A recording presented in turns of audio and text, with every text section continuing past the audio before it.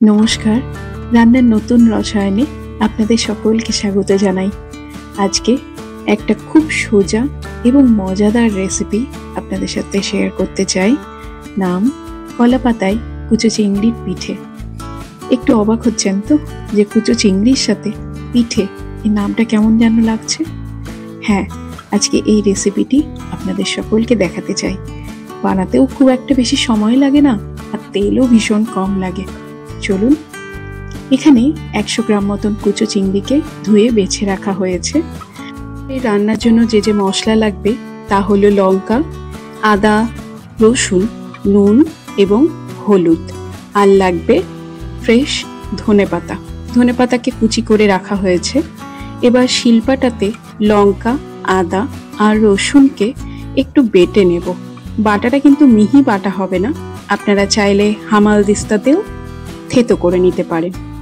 যে যেমন ঝাল খায় সেরকম লঙ্কা নেবে, আর 1 চামচ মতন আদা আর 7-8টা কোয়া রসুন নেওয়া হয়েছে। রান্নার মাঝে একটা ছোট্ট রিকোয়েস্ট করি, আমার ছোট্ট চ্যানেলটিকে লাইক, শেয়ার এবং সাবস্ক্রাইব করতে ভুলবেন না।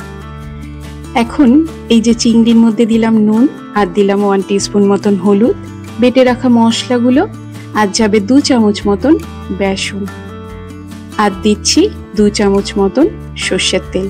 সর্ষের তেল দেওয়া হয়ে গেলে ভালো করে সব কিছু একবারে মিশিয়ে নেব। আগে একটু গল্প করে নিই। সামনেই দুর্গাপূজা আসছে, আর পুজোর সময় আমাদের বাড়িতে বাইরে রেস্টুরেন্ট থেকে খাওয়াটা খুব কমই হয়। যা হয় বাড়িতেই আমরা তৈরি করি।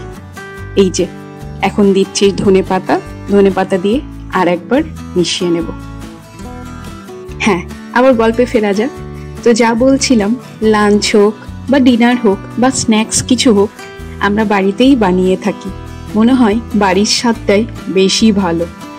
যাই হোক, আমাদের এই ব্যাটারটা তৈরি হয়ে গেছে। এবার পরবর্তী ধাপে যেতে হবে। তার জন্য লাগবে কলা পাতা। এখানে একটা কলা পাতাকে আমরা ছোট স্কেলের সমান বা 6 ইঞ্চির সমান করে কেটে নিয়েছি। আপনারা চাইলে এর থেকে ছোট করেও কাটতে পারেন।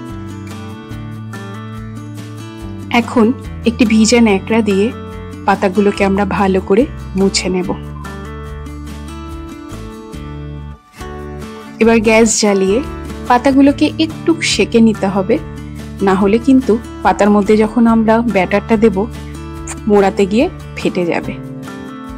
এখন কলা পাতার উপর দিচ্ছি 1 চামচ মতন তেল ব্রাশ করে নেওয়ার পর আমাদের যে তৈরি করে রাখা ব্যাটার, সেটা এর মধ্যে দিয়ে দেব। প্রথমে আমি 2 হাতা মতন ব্যাটার দিয়েছি, আপনারা চাইলে অল্প অল্প করেও করতে পারেন। এবার আর একটা কলা পাতা দিয়ে উপরটা ঢেকে দেব।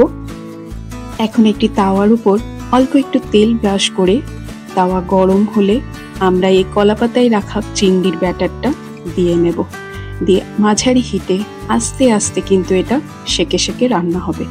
দেখুন, একদিকটা ভাজা হয়ে গেছে। এবার আস্তে করে আমরা অপর দিকটা উল্টে দেব। এইভাবেই তৈরি হয়ে যাবে কলা পাতায় কুচো চিংড়ির পিঠে। আমি যেমন বড় করে করেছি, আপনারা চাইলে ছোট ছোট করেও কিন্তু করতে পারেন। আজকের এই চটজলদি খুব কম সামগ্রী দিয়ে তৈরি রেসিপিটি আপনাদের কেমন লাগলো তা অবশ্যই কমেন্ট করে জানাবেন, আর আমি খুশি হব যদি রেসিপিটি বাড়িতে বানিয়ে খান। পেঁয়াজ কুচি আর কাসুন্দির সাথে পরিবেশন করুন গরম গরম কুচো চিংড়ির পিঠে। সকলে ভালো থাকবেন, সুস্থ থাকবেন। ধন্যবাদ।